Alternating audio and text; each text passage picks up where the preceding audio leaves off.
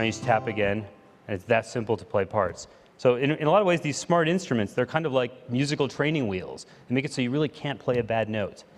Now, the next thing is recording. Let's say we have an idea and we want to capture it so we can hear it later. Recording in GarageBand for iPad is incredibly simple. You can see right at the top of the screen that bright red button. That's in every touch instrument. So all we have to do is tap on it. We'll get a count in. I'll just play the part again.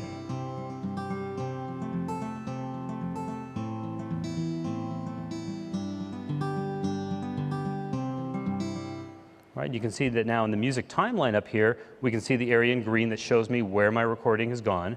And I can go ahead and play it back. It sounds just like I played it. So you can tell, really easy to do a recording. But you know, once you've laid down one recording, that's actually the first step to writing a song. And to write a song, you need more than one track because you're going to be combining different instruments together. And that's where the tracks view comes in. So right above the ruler, we have this little tracks button. And when I tap on it, the instrument rotates out of the way, and that brings up the canvas. And this is where I work on my song and the arrangement. So the controls at the top never change. Those are exactly the same. I don't have to relearn anything. You can just rewind, show you that that part is still there. The difference is that I see this region. And I can just tap on that region. I can do things like trim it, come up with the exact length I want. And this is incredible because I'm touching right on the building blocks of my song and building the song as I go along. So GarageBand for iPad supports up to 8 tracks. And let's put that into perspective for a second. Back when the Beatles recorded Sgt. Pepper, the most advanced technology of the day was a 4-track tape recorder. And it weighed 300 pounds and was the size of a washing machine. So now today, people are going to have super fun with up to 8 tracks on an iPad that's just this light and thin. It's really, really just incredible. Let's go up and bring up a demo song. I'll tap on My Songs. And we want to show you what this looks like when you have a bunch of tracks in place and the screen is kind of filled in. And this one uses a whole bunch of our touch instruments. We've got drums and bass and keyboards, a couple guitar amps. And you know, I can swipe back and forth to just scroll through my song. If I want to see the entire song at a glance, I just pinch to zoom out, and there it is. If I want to see any details, I just pinch to zoom in and get as close as I want. Or I can, of course, go ahead and rewind and hit play.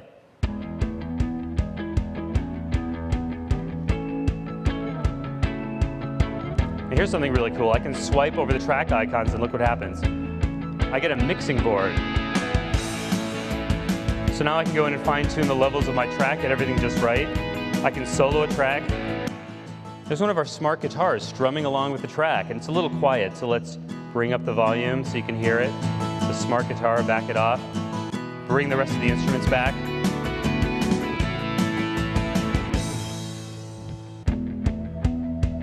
Really cool. Okay, so when you make any changes like that, if I ever go back and I tap on My Songs, it's going to auto-save for me, make sure that all the changes are saved. And now I have a couple options to share that song with my friends. I can tap on Export, and it's going to render an AAC file of the song to make it sound great and be really easy to share. I can email it right from within GarageBand. Just type a little note and tell my friends to check out my new mix. Or I can send it to my iTunes library. So the next time I connect my iPad to my Mac or my PC, I can move it right over and add it to my iTunes library.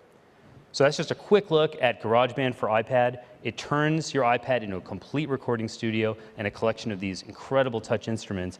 And we just can't wait to hear all the creative things that people are going to do once they get this in their hands. Thank you. Thanks, Steve.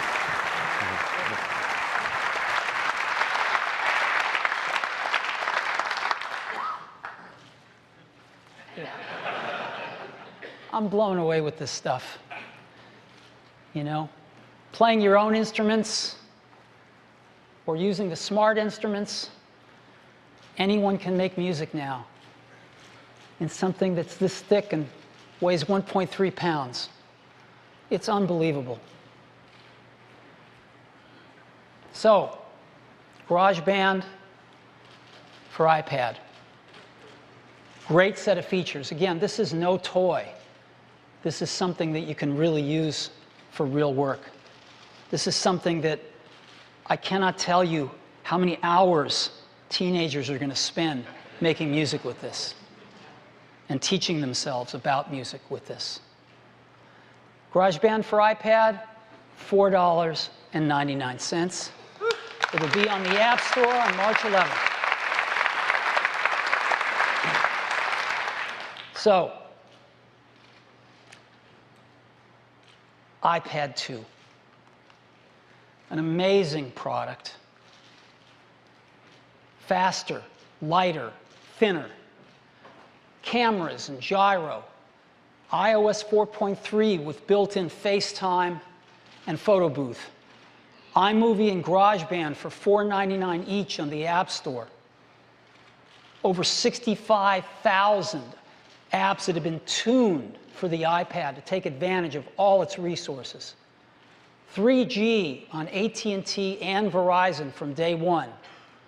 The same 10-hour battery life, the same prices starting at $4.99. Black and white, smart covers.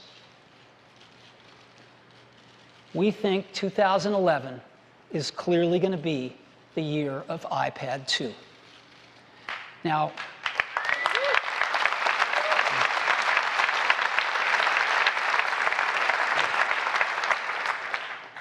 we made a video that I'd love to show you, and so let's go ahead and roll the video.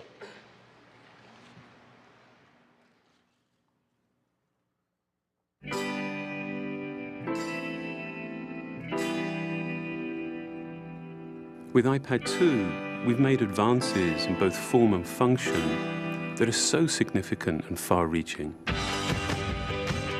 I can't think of a product that has defined an entire category and has then been completely redesigned in such a short period of time. It's amazing to think that just a year ago, very few people had actually held an iPad in their hands. And now, with iPad in the hands of millions of consumers, it truly has become a blockbuster post-PC device. iPad 2 really builds on the success of the original iPad. It's a third thinner and up to 15% lighter. It has an all-new dual-core A5 chip, which is up to twice as fast, with up to 9 times the graphics performance.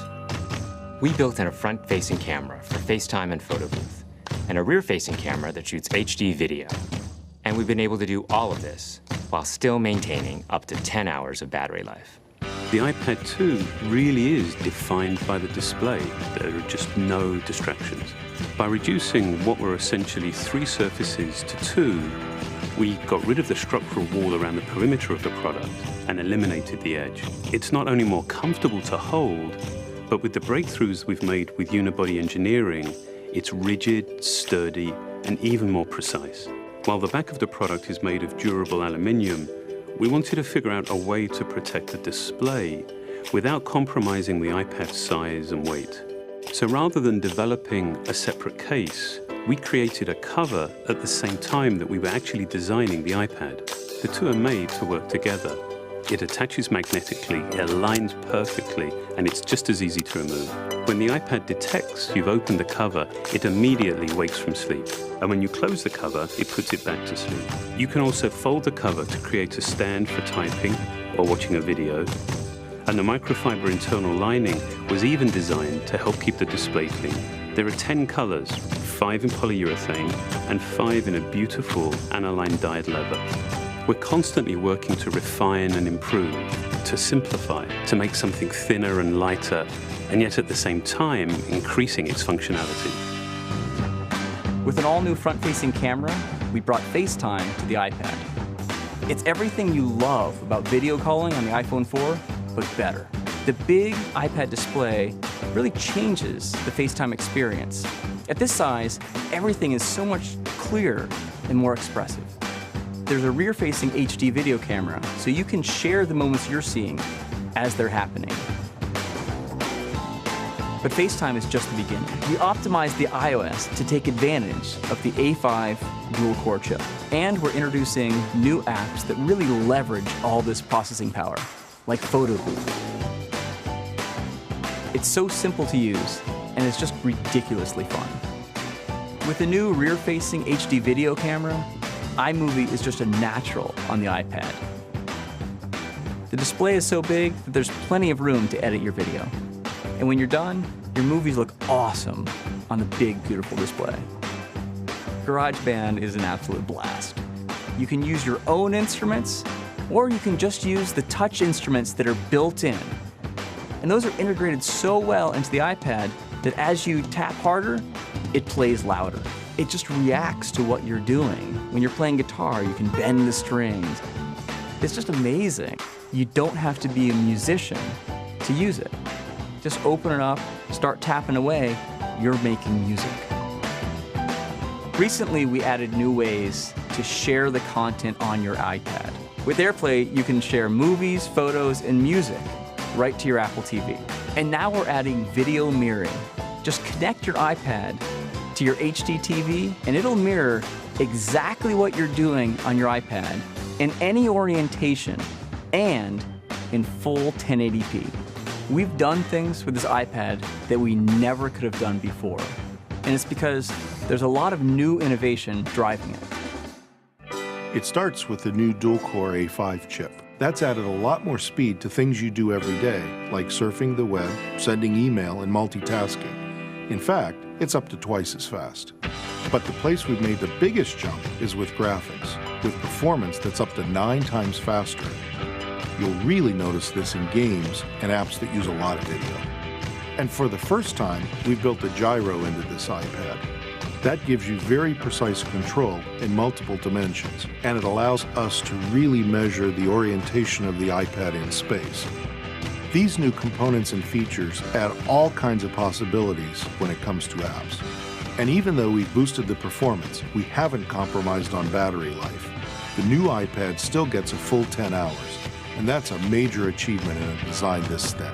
With all that we've added to iPad 2, a thinner, lighter design, the amazing dual-core A5 chip, front and rear cameras, and the smart cover, this really is a giant leap forward.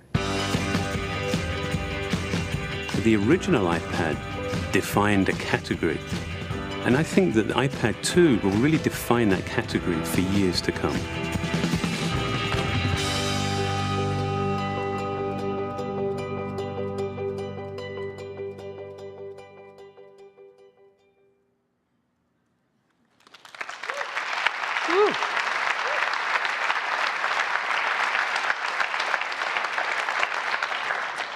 So, I've said this before, I thought it was worth repeating.